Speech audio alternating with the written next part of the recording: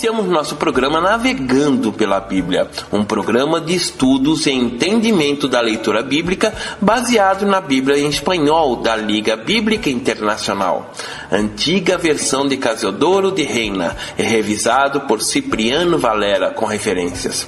Você também pode assistir a esse programa em diariodeummissionario.iolasite.com e também no blog navegandopelabiblia.blogspot.com.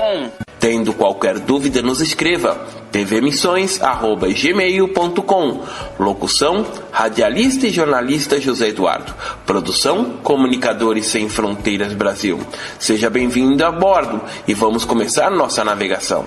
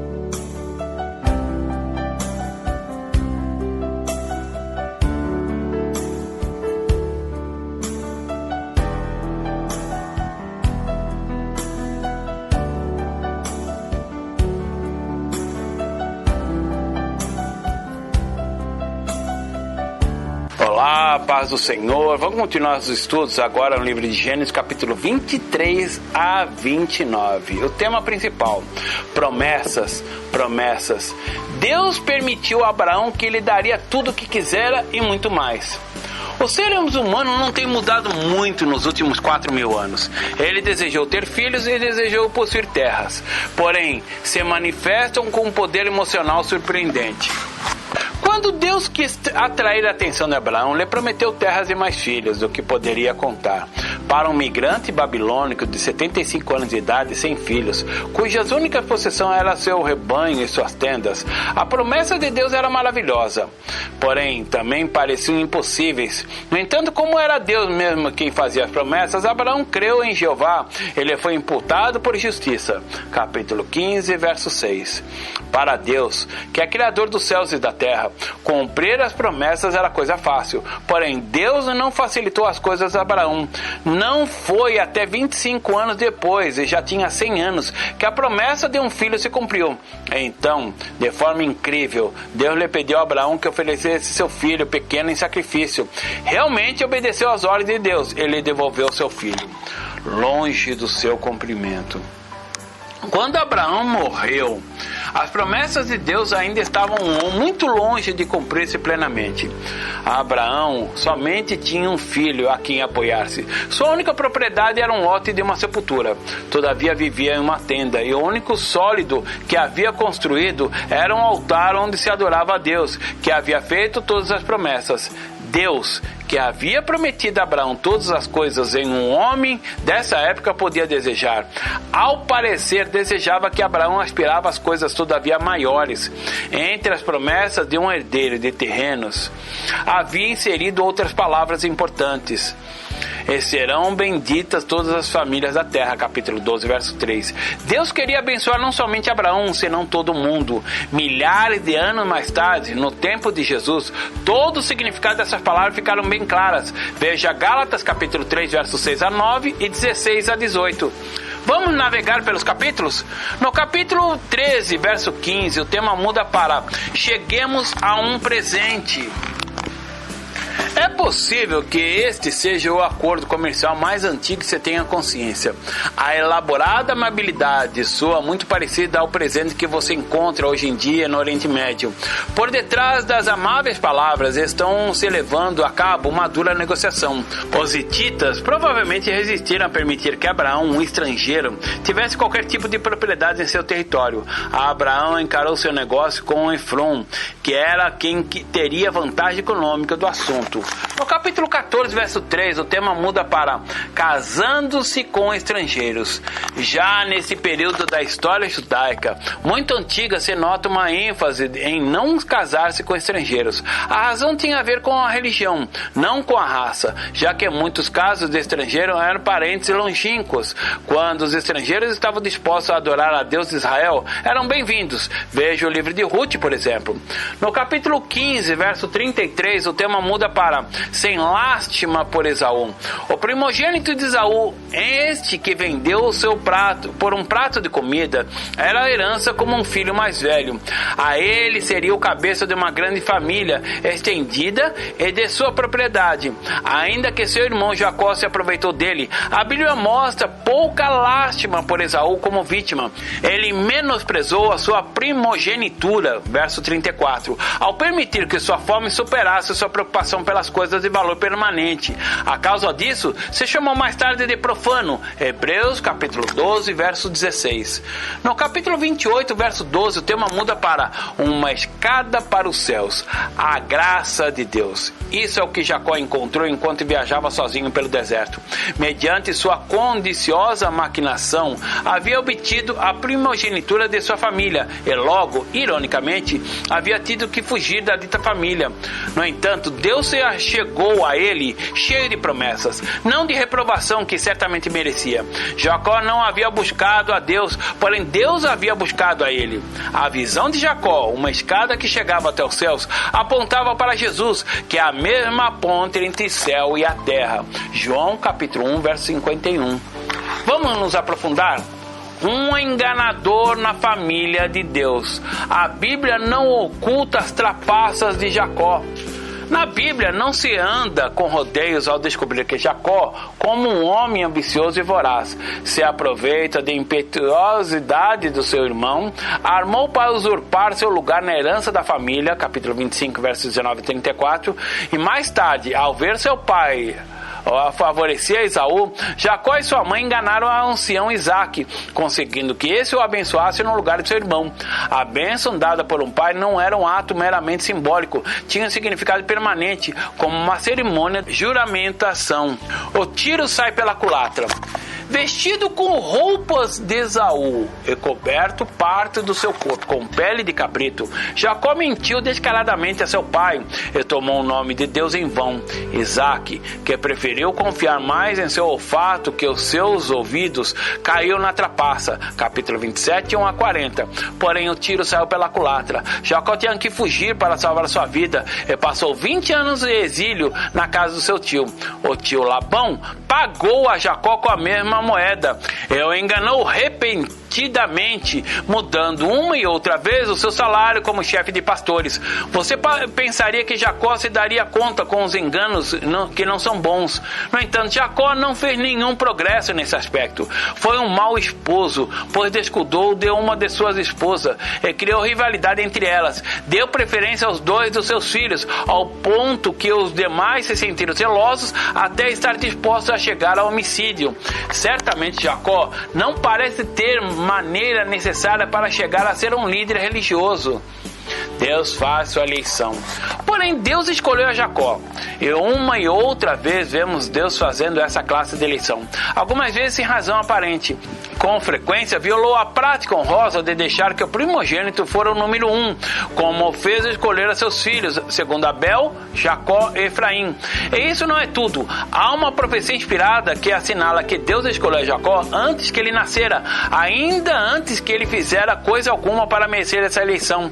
Por consequência, seguinte: a eleição de Deus não dependia necessariamente da conduta da pessoa. Deus escolhia quem queria. Assim, simples era o assunto. É justo isso? Isso foi o que o apóstolo Paulo perguntou em sua carta aos Romanos, capítulo 9.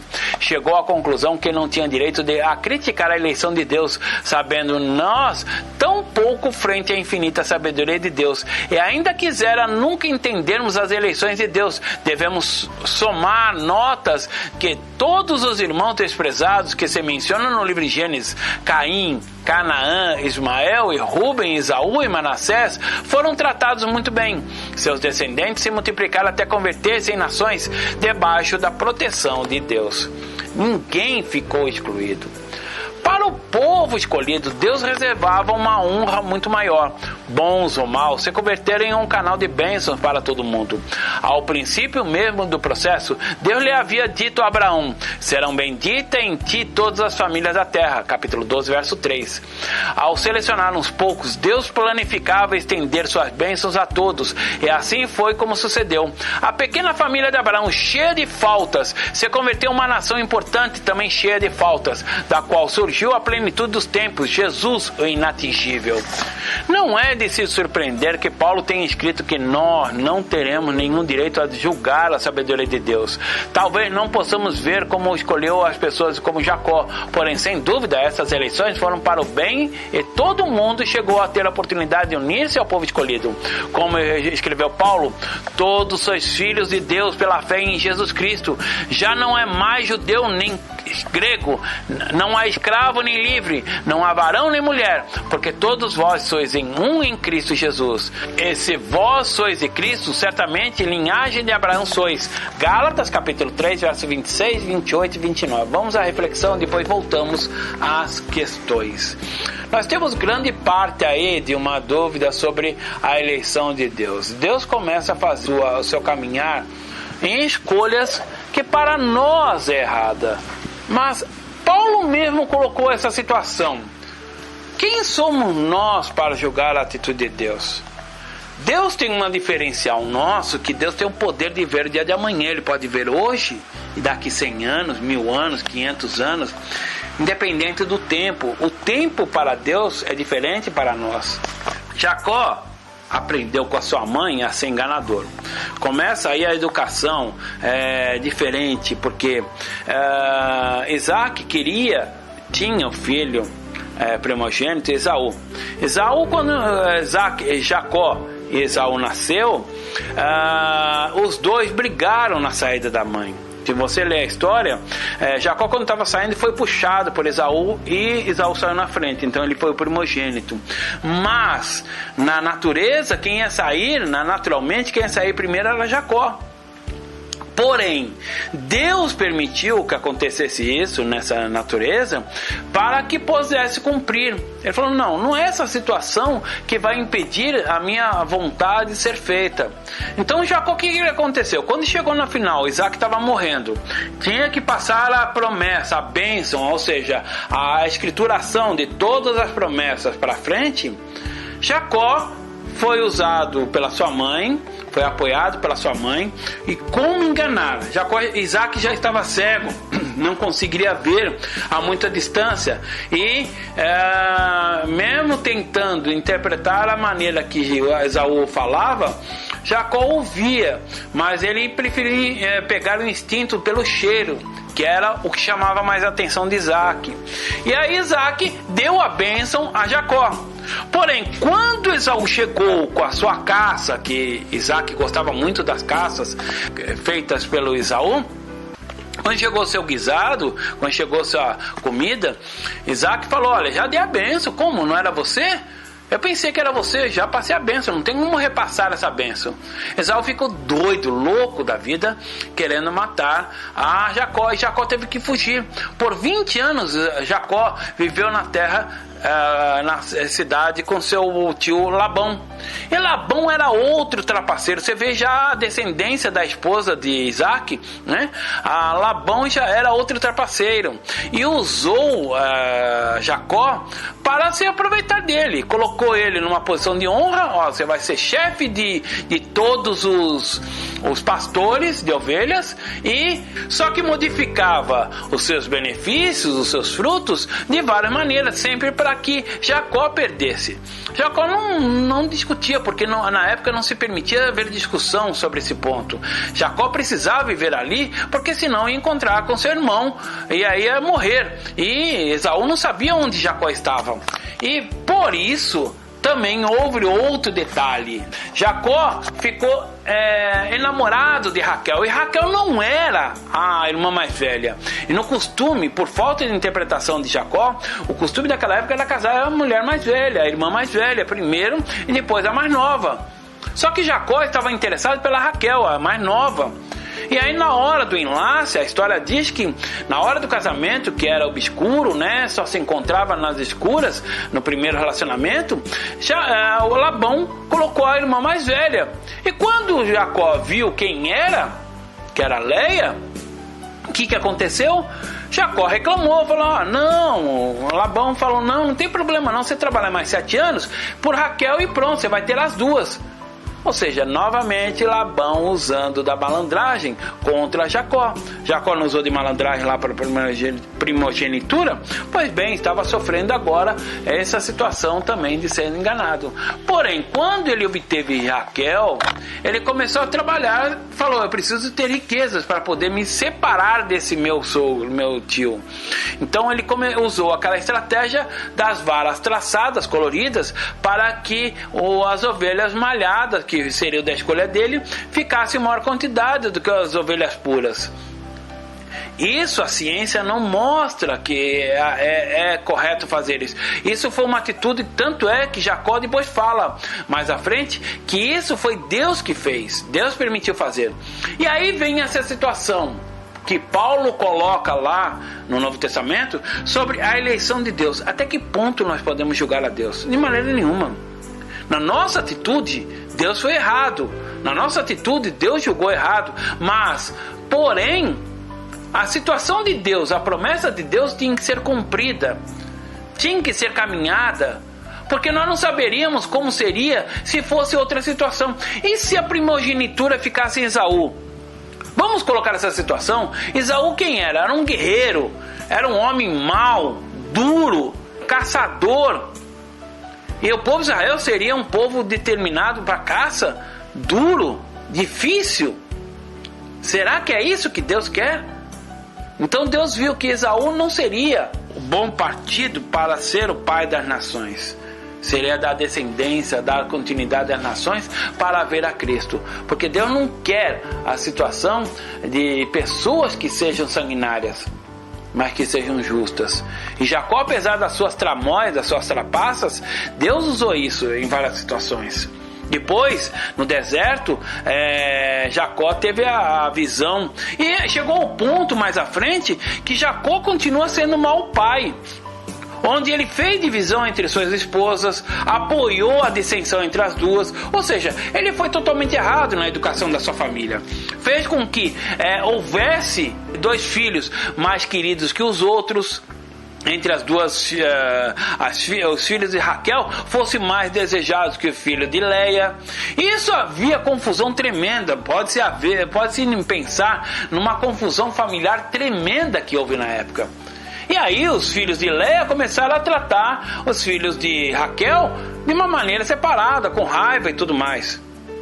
Onde veio a história de José. Aí nós vemos uma outra situação também, sobre uma história que fala sobre a vontade de Deus sobre as nossas vidas. Deus julga errado? Para o nosso conceito pode ser, mas para ele tá vendo, ele tem um poder diferente do nosso, de ver o dia de amanhã e ver os frutos que vão acontecer em diante disso.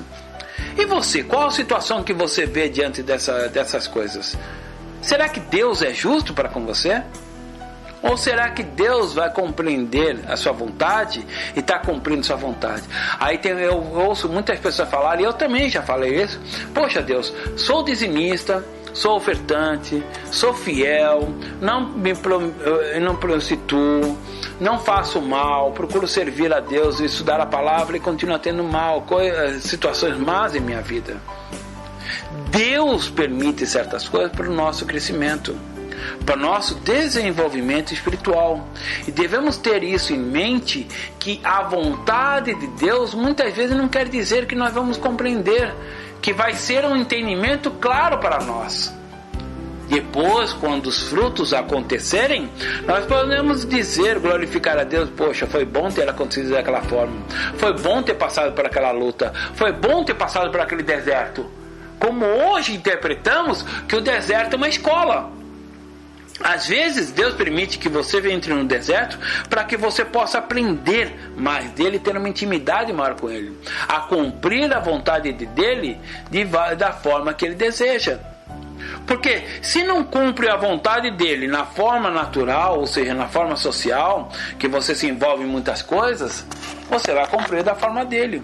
Eu lembro que quando eu visitava o hospital, há muitos anos atrás, uma das coisas que eu falava para as pessoas, falava assim, tipo um jargão. Eu falava para as pessoas, falava assim: olha, você não tinha tempo de pensar em Deus, agora Deus está permitindo isso para que você tenha tempo. Leia esse folheto, reflita sobre a sua vida e sobre a vontade de Deus na sua vida, que Deus te ama, isso é certo, mas procure refletir na vontade de Deus. Ou seja, se você não tem tempo para Deus, com saúde, com tudo mais, com tudo que você tem, Deus então vai retirar você para um canto para que você tenha tempo para com Ele. E aí, as coisas que acontecem na nossa vida vai depender do que nosso reflexo diante disso. Se eu estou sendo colocado numa chácara totalmente distante para pegar o ônibus, eu ando 2 km numa estrada de terra, e depois ainda tem meia hora para chegar até o primeiro bairro, que é o bairro São João. Deus está permitindo que eu tenha orando, que eu estou na última casa dessa estrada, praticamente. Então Deus permite que eu esteja orando, esteja buscando a palavra de Deus, e eu estou aproveitando esse tempo para estudar a palavra de Deus e também passar para você esses estudos maravilhosos, trazendo a interpretação para o seu coração e conversando com você através desse estudo para entender a vontade de Deus nas nossas vidas. Deus quer cumprir a sua vontade de uma forma e de outra. Quando nós colocamos Jesus no nosso coração, quando nós abrimos nosso coração para Deus, Deus começa a trabalhar, querendo sim, querendo não, da forma fácil ou da forma difícil, mas Deus vai continuar a trabalhar na nossa vida. Para quê? Para chegarmos a apresentarmos a Ele de forma perfeita, de forma abençoada. E que de maneira nós refletimos sobre isso? De que maneira nós reagimos quanto a isso? O que Deus tem feito em nossa vida? Como é que nós temos visto?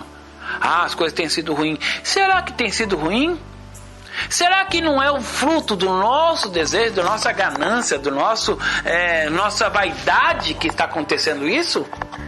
Será que não devemos refletir para nos submeter à vontade de Deus? Assim como Deus escolheu a Jacó, assim como Deus escolheu a muitos servos dele de forma assim louca, escolheu Paulo, um cara que matava cristãos, que perseguia a igreja, para se tornar um perseguido, para fazer a diferença no Evangelho. Deus tem suas maneiras de escolha totalmente alienatórias, totalmente longe da nossa vontade.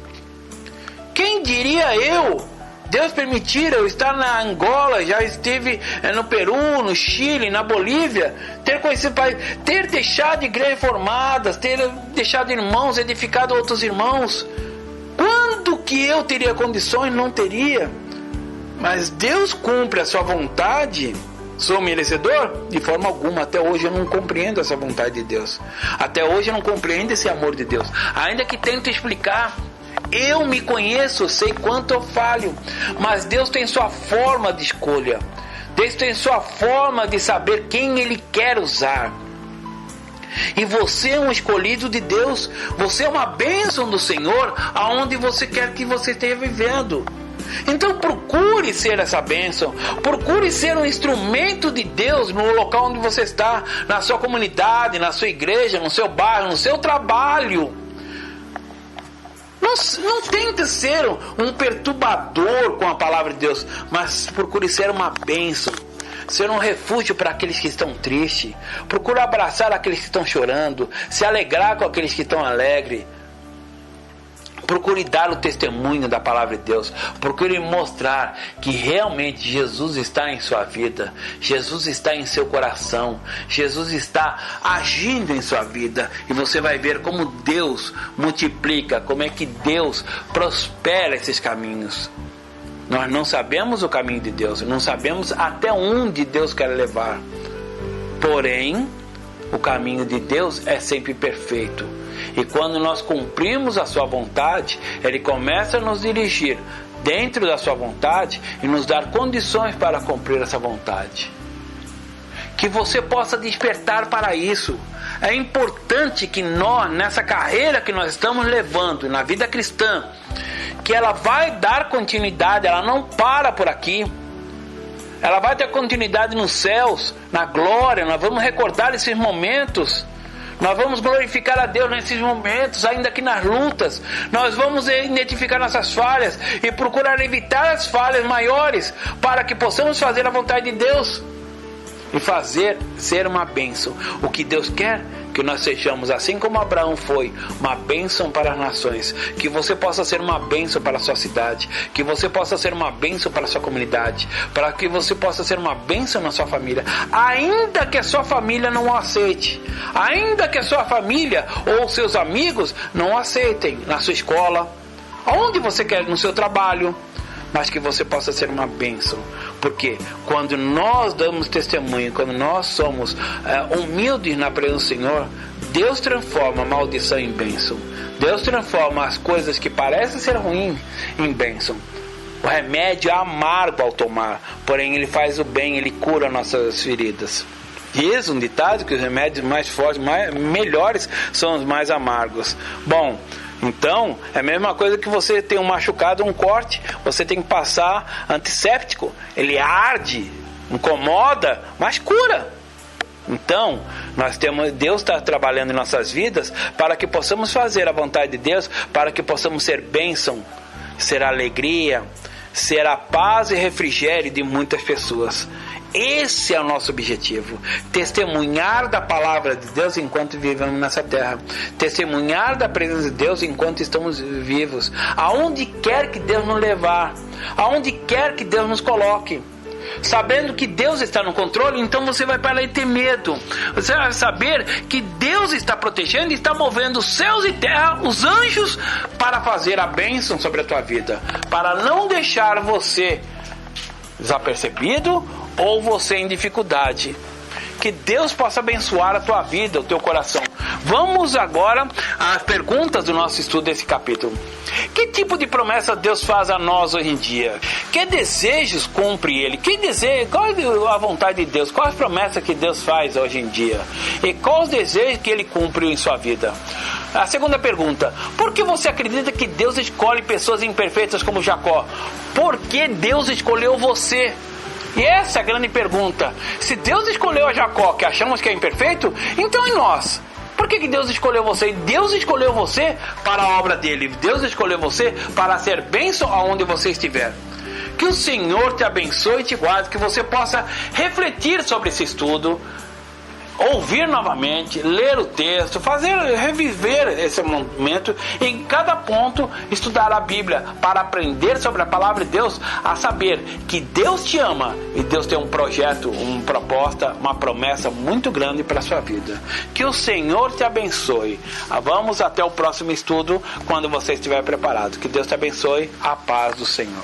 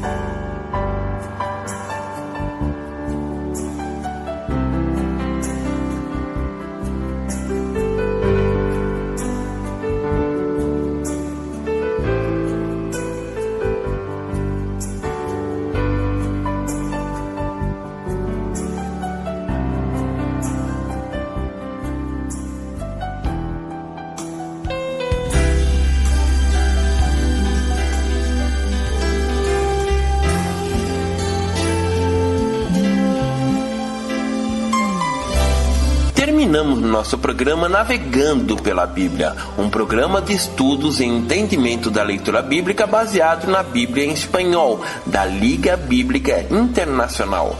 Antiga versão de Casiodoro de Reina, é revisado por Cipriano Valera com referências. Você também pode assistir a esse programa em diariodeummissionario.iolasite.com e também no blog navegandopelabiblia.blogspot.com. Tendo qualquer dúvida, nos escreva tvmissões@gmail.com. Locução, radialista e jornalista José Eduardo. Produção, Comunicadores Sem Fronteiras Brasil. Até o nosso próximo programa.